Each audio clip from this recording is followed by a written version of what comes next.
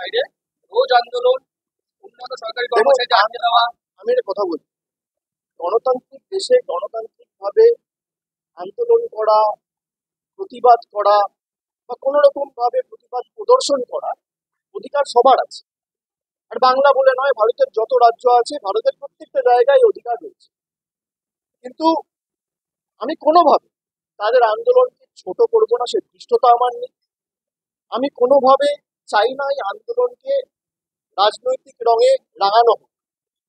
কিন্তু যারা আন্দোলন করছে, আমার তাদের কাছে অনুরোধ থাকবে যে আন্দোলন কখনো হিংসাত্মক নয়। আমি কিছু ফুটেজ দেখেছি, আমি কাউকে দায়ী করছি, যে জোর জবরদস্তি গেট ভেঙে দেওয়া হচ্ছে। আন্দোলন কখনো উগ্র হয় না, আন্দোলন কখনো হিংস্র হয় না। গান্ধীজি অহিংসার কথা বলেছেন, নন ভায়োলেন্সের কথা বলেছেন। আমরা 100 দিনের কাজ নিয়ে দিল্লিতে আন্দোলন করেছি, বাংলা থেকে 10,000 জন গেছে। আমাদের উপর কিভাবে, এমনকি সাধারণ মানুষ ছেড়ে দিয়ে, মানে যারা নির্বাচিত প্রতিনিধি, এমনকি মহিলা প্রতিনিধিদের, জনজাতি মূলবাসী প্রতিনিধিদের চুলের মুঠি ধরে বার করেছে।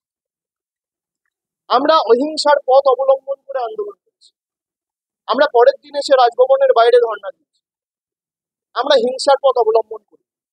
আন্দোলন করার অধিকার সবার আছে, কিন্তু কোনোভাবে আন্দোলন যেন হিংস্র না হয়।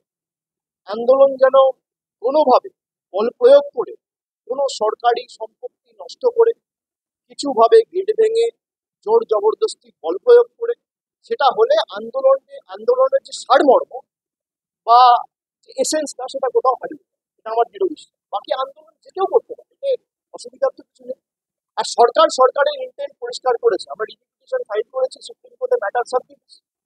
বিচার ব্যবস্থার উপর ভরসা রাখুন, আজ নয় কাল আমার দৃঢ় বিশ্বাস বিচার হবে। ঠিক আছে।